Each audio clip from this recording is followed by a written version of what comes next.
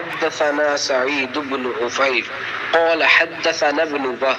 عن يونس عن ابن شهاب قال قال حميد بن عبد الرحمن سمعت معاوية خطيبا يقول سمعت النبي صلى الله عليه وسلم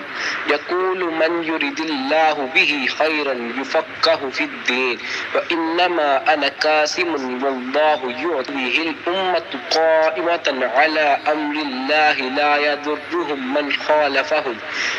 خالفهم حتى يأتي أمر الله. رسول اللہ صلی اللہ علیہ وآلہ وسلم نے فرمایا، جس شخص کے ساتھ اللہ تعالیٰ بھلائی کا ارادہ کرے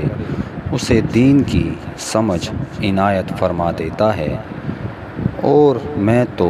محض تقسیم کرنے والا ہوں، دینے والا تو اللہ ہی ہے، اور یہ امت ہمیشہ اللہ کے حکم پر قائم رہے گی، اور جو شخص ان کی مخالفت کرے گا انہیں نقصان نہیں پہنچا سکے گا یہاں تک کہ اللہ کا حکم قیامت آ جائے اور یہ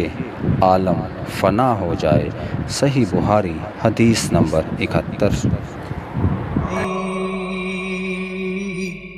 وہ نقطہ بھی، خط بھی، دائرہ بھی، وہ خود نظارہ ہے، خود نظر ہے۔